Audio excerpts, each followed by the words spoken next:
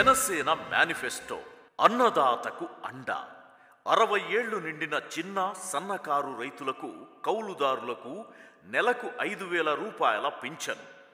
రైతులను సంపన్నులను చేయడానికి ప్రభుత్వ సాయంతో ఆపర్చునిటీ జోన్ల ఏర్పాటు. ఉభయ గోదావరి జిల్లాల్లో 5,000 కోట్లతో అంతర్జాతీయ మార్కెట్. రైతులకు ఉచితంగా సౌర విద్యుత్ మోటార్లు.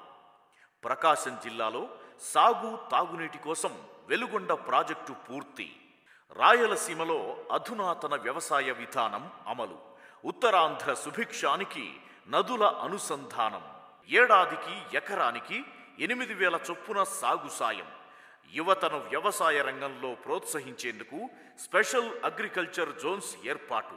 రైతు అంటే ఒక కవి చెప్తాడు, మట్టిలో నుంచి కస్తూరి పరిమళాలు తీసే వ్యక్తి రైతు అని. అన్నం పండించే రైతుకు మనం అండగా ఉండకపోతే ఇంకెవరికి అండగా ఉంటాం? రైతుకి ఎంత అండగా నిలబడాలి? వాళ్ళు గిట్టుబాటు ధర ఎలా పెట్టాలి? వాళ్ళ పంట కాలువలు పుడిగులు ఎలా తీయాలి? ఏ మూలకెళ్ళినా, ఏ ఇరిగేషన్ ప్రాజెక్ట్కి వెళ్ళినా, ఇచ్చాపురం నుంచి కానీ అనంతపురం ఎక్కడికి వెళ్ళినా రైతు కన్నీరు విపరీతంగా కనిపిస్తుంది. ఎక్కడో చోట దీన్ని ఆపాలి.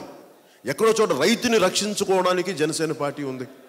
ఎందుకంటే అందరికీ అన్నం పెట్టే రైతు మాకు కనిపించే దేవుడు. ఆ రైతుకి మేము అండగా ఉండకపోతే మేము పాలిటిక్స్లో ఉండి పదవులు వెళ్ళినాక ప్రయోజనం లేదు. నేను సాటి రైతుగా మాట్లాడుతున్నాను, ఒక పార్టీ నాయకుడిగా మాట్లాడలేదు, ఇంకో వ్యక్తిగా మాట్లాడలేదు, ఒక సాటి కూలీగా మాట్లాడుతున్నాను, ఒక సాటి రైతుగా మాట్లాడుతున్నాను. ఎందుకంటే నేను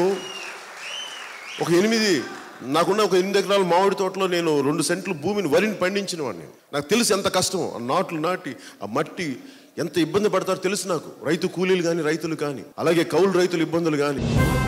రండి, గెలిచి కొత్త తరాన్ని నిలబెడదాం, నిలిచి కొత్త బావుట ఎగరేద్దాం, కలిసి కొత్త శకాన్ని నిర్మిద్దాం. గాజు గ్లాసుకే మన vote. For more updates please subscribe 99 TV Telugu.